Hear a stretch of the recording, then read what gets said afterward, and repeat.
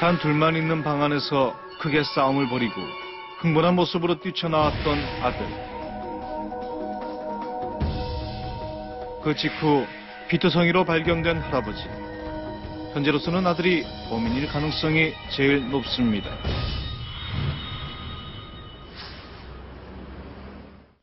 김현우 변호사는 할아버지에 대한 폭행 혐의로 경찰 조사를 받았습니다.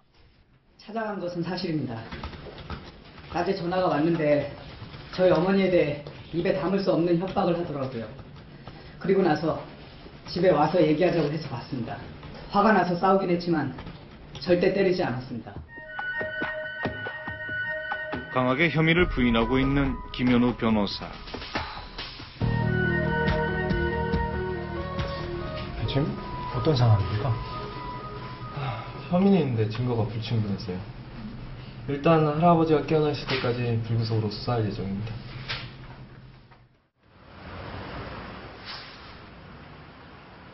할아버지의 상태를 살피기 위해 병실로 향한 제작진. 그런데 병실엔 이미 누군가 와 있습니다. 일어나세요. 안 일어나실 거예요? 폭행 혐의를 받고 있는 아들 김현우 변호사였습니다. 혼수 상태인 할아버지에게 위협적인 얘기를 하고 있습니다. 혼수 상태 아닌 거 아니까 빨리 일어나시라고요. 일어나세요. 도대체 언제까지 내 앞길을 막을 건데요? 확 부어버리기 전에 일어나세요. 세 살 동안 일어나세요. 하나, 둘, 셋. 더 이상 두고 볼 수 없는 상황. 그런데 그러게 왜 내 말을 안 들어 안 듣겠어. 할아버지가 천천히 몸을 일으킵니다. 아들 김현우 변호사의 짐작처럼 혼수 상태인 척하고 있었던 겁니다.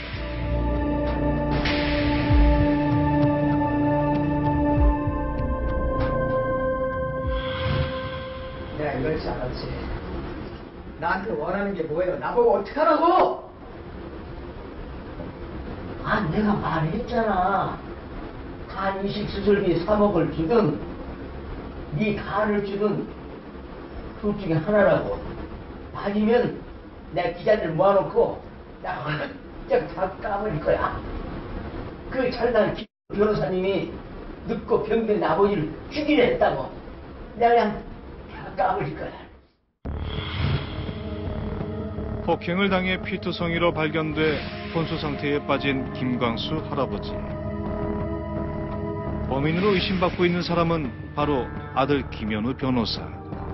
그러나 확실한 증거가 없는 상황. 그런데 혼수 상태인 줄 알았던 할아버지가 아들을 협박하고 있습니다. 어떻게 된 일일까?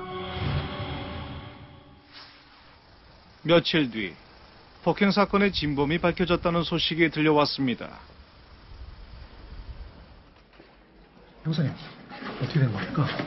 저희가 조사를 해봤는데 그날 김 씨가 아버지 전화를 받고 나갔다고 했는데 통화 내역을 확인해 보니까 사실이더라고요. 그리고 김 씨가 이런 영상을 찍어놨어요. 네? 어떤 영상이요? 이리 와보세요. 저희도 보고 깜짝 놀랐는데 이리 보세요.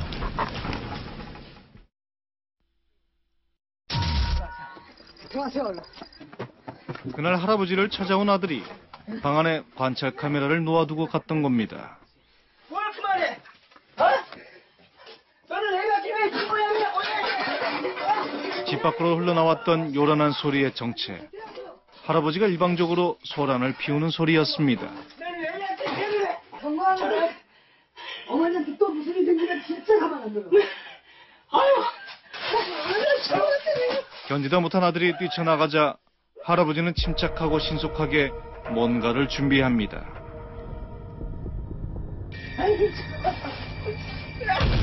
그 후 벌어진 상황은 너무나 충격적이었습니다. 할아버지의 몸에 있던 상처들은 스스로 자해한 결과였습니다.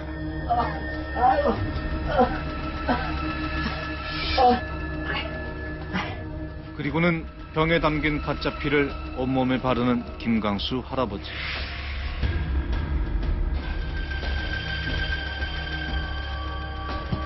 채 10분도 걸리지 않아 그럴듯한 폭행 현장이 만들어졌습니다. 나좀 살려줘.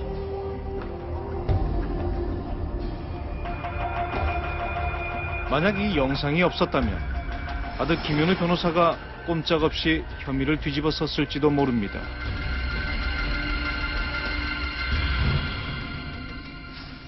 폭행 자작극을 벌인 할아버지가 경찰에 연행되었습니다.